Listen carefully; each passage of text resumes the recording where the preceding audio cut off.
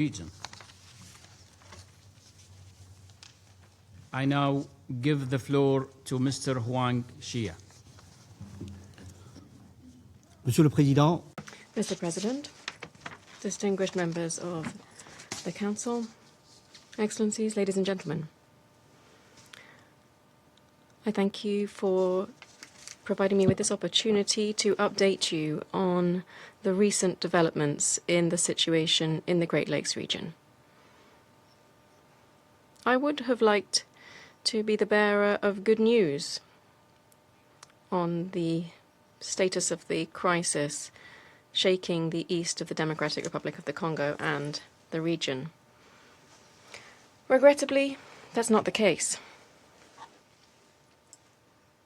Indeed, since my briefing last October, while the region has seen a considerable intensification in diplomatic initiatives, the humanitarian and security situations have worsened to a worrisome level. The continued erosion of trust between actors in the region in part explains the persistent divide between political commitments and the reality on the ground. This disconnect remains today our main collective challenge. On diplomatic initiatives, the Washington and Doha processes, as well as African efforts, have opened new windows of opportunity. The signing of the Washington Accords on the 4th of December last year represented a significant step. However, the temporary capture of Uvira by the M23 just a few days later had severe consequences for civilians and regional relations. I welcome the resumption of negotiations in Washington on the 17th and 18th of March this year. This allowed for the adoption of specific measures to be taken, in particular the identification of certain areas of operation of the Democratic Liberation Forces, the FDLR. During my last visit in the region, just before my arrival in New York, Congolese authorities updated me that operations against the FDLR were being prepared, and that an awareness-raising campaign was also underway to offer fighters the possibility to surrender voluntarily. Congolese authorities and MONUSCO also noted some withdrawal movements of M23 troops from certain positions. In Doha, we've seen two significant steps forward. Firstly, the establishment of the ceasefire oversight and verification mechanism and the adoption of the terms of reference for the enhanced joint verification mechanism plus. I welcome the resumption this week of the Doha talks between representatives of the government, the DRC government, and of the AFC M23, co-facilitated by Qatar and the United States, with the support of the Swiss Confederation that is hosting the negotiations. I hope that this resumption will allow the swift operationalization of the protocol on the oversight mechanism, as well as on the 6 pending protocols under the Doha Peace Agreement framework. At the continental level, I am pleased to see that African efforts have been stepped up around the African Union mediator. The meeting in Lomé on the 17th of January indeed confirmed the crucial role of Togolese mediation. The mediator and the panel of facilitators have increased their consultations in the capitals of the region. This is a crucial step to build on ongoing peace processes. Mr. President, despite these efforts, the violence has taken on a new dimension, marked by the increasing use of advanced military technology, drone attacks, GPS jamming and spoofing, bombings. The tragic death of a UNICEF employee on the 11th of March in Goma is a painful reminder of these realities. The human toll of this protracted crisis remains unacceptable. Several million people remain displaced and facing food insecurity. We've seen a rise in sexual violence, as well as attacks on humanitarian workers and the destruction of essential infrastructure. This was compounded by a worrisome rise in hate speech and identity-based polarization, sometimes instrumentalized. This fuels cycles of reprisals and heightens social fragmentation.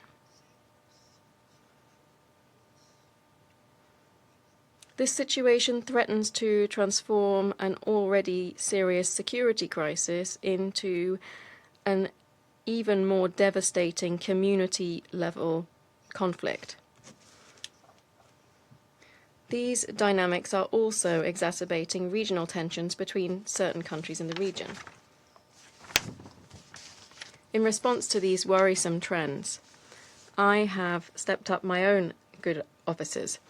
I travelled to Lomé, Addis Ababa and Doha to provide my office's support to the mediation efforts, to promote a greater consistency between international initiatives and African ones, and to mobilize more targeted support for the peace processes. In Uganda, I consulted with authorities in the context of their current chairmanship of the Regional Oversight Mechanism of the Addis Ababa framework, so as to promote regional convergence on de-escalation measures. In this regard, I wish to express my support for the conclusions on strengthening complementarity and consistency that emerged from the ad hoc summit convened on the 21st of December last year by President Museveni.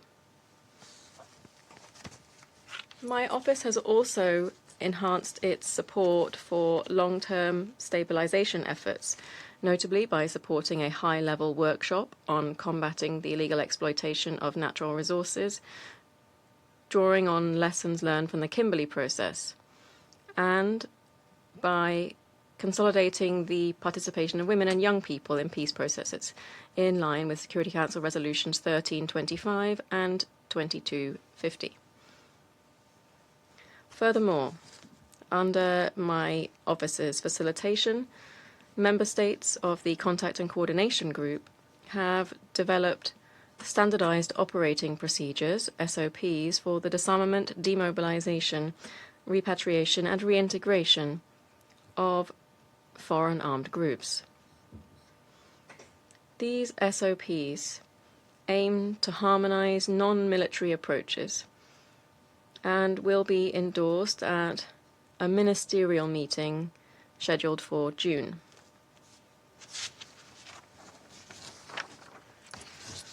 I also welcome the close collaboration between my office, the African Union, the International Conference of the Great Lakes region, and relevant United Nations entities in the implementation of the UN strategy for the Great Lakes region, in particular on youth, peace and security, and on refugee-related issues.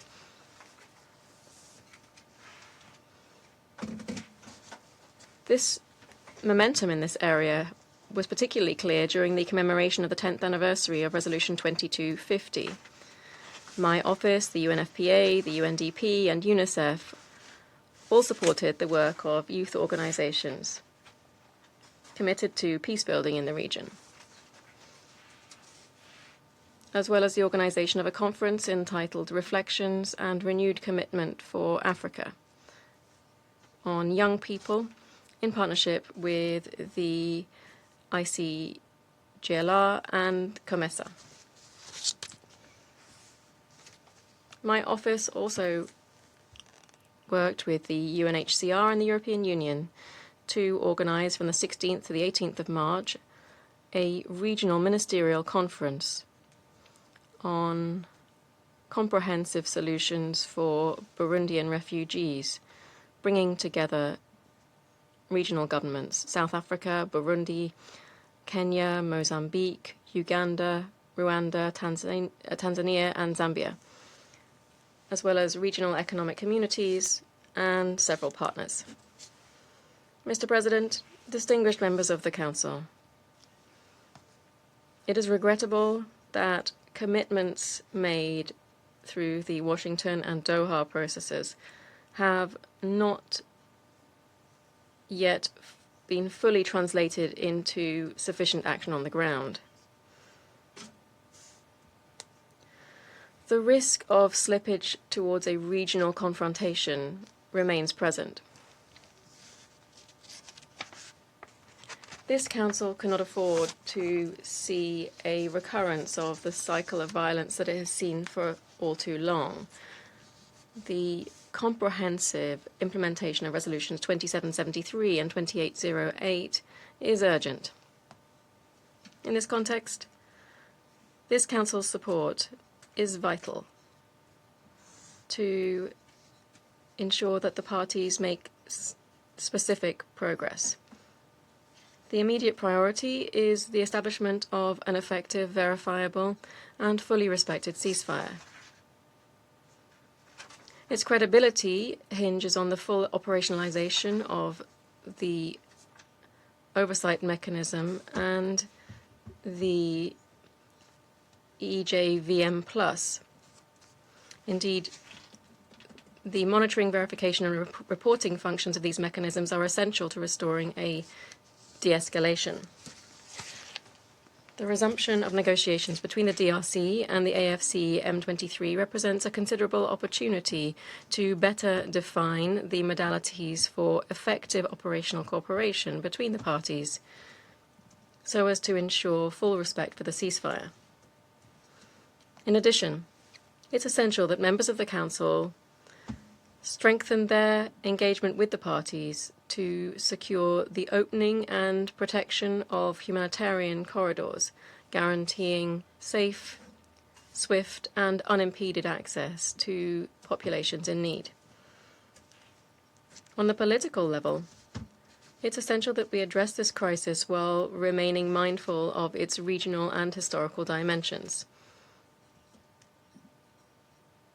This is a crisis that is particularly visible in the Eastern DRC, but which, for more than 30 years, has been characterized by a complex web of closely intertwined and competing political, economic, and social interests, both at the national and regional levels.